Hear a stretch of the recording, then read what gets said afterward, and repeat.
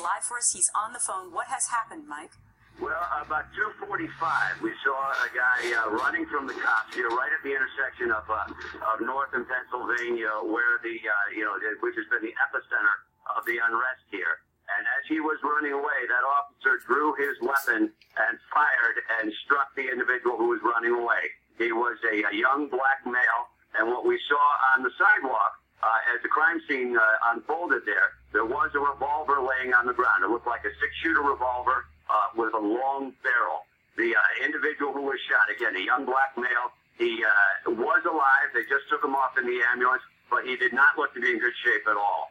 I can't really give you an accurate diagnosis, and I could not get a look at his wound, but he looked to be in bad shape. Now you have crowds responding here. Mike, I just want to interrupt. Mike, I just want to interrupt because we're looking at tape right now of, assumingly, yes, this is the victim right here that you have just been talking about on the stretcher going into the ambulance. The young African-American man that you're talking about who was shot. Here's more tape now coming into Fox of what has happened now just moments ago, about 8 to 10 minutes ago in Baltimore. As Mike was describing, apparently this young man, we don't know what happened before, but he was running away and an officer shot him, and now he is going into the ambulance. So Mike, let me bring you back in here for a minute. Yeah. What were you saying about the revolver? Well, what I said, clearly saw a revolver on the sidewalk, and there was an officer standing over the revolver to prevent the crime scene from getting contaminated, if you will. It's a common speak to prevent anybody from messing with it. That revolver was lying on the ground. He sort of stood guard over it as more officers arrived here on the scene. And now we see a big presence of police that is arriving here. And if you can hear in the background, you've got someone now shouting at the police officers, and you've got a lot of emotion pouring right back into the intersection of North and Pennsylvania. Okay, so Mike, you just happened to be in this area because this is the area in which a lot of the drama played out last week as well? Correct. And I was getting ready to do live shots for my shift, which is coming up later on in the evening. And he ran, I give it about 40 feet away from our vehicle while I was sitting in the car scribbling out my notes for the next live shot. And he ran right in front of us. I never saw the individual turn and do anything I would consider an aggressive act. But we did see the officer draw his weapon, and I counted one gunshot. And do you have any idea where that victim or perpetrator, because we don't know which one, but where he was shot? No, I was trying to get a look. There was a big crowd that formed around the victim and the one police officer out there on the street, and you couldn't really get in to get a good look at his wound.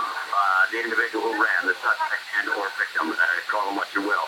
So after this happened, Mike, you actually witnessed this happening. How long was he on the ground after this happened before medical personnel arrived?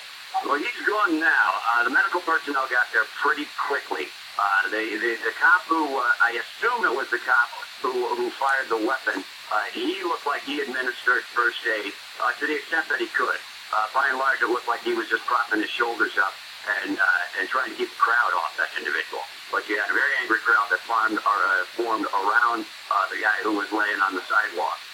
And it looked like that officer was trying to defend himself. And then pretty quickly, more police arrived on the scene. And about the same time, there were a few ambulances that arrived on the scene. And within 10 minutes, they had the guy loaded up in the stretcher and off to some hospital right now. I haven't been able to check.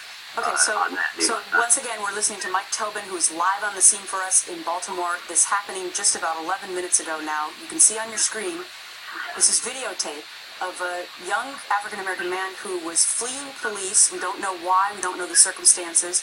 We don't know if he was armed, although we're hearing from Mike Tobin that there was a revolver found at the scene, and he was shot by who we believe to be a police officer. And now he has been taken off in this video, you can see, injured on a stretcher and going into an ambulance and going to a local hospital. So, Mike, let me bring it back to you. What is the scene there now? Well, now we have another police line that has formed up. It's a little more ad hoc, a little less planned. I see about half of the police officers have their shields.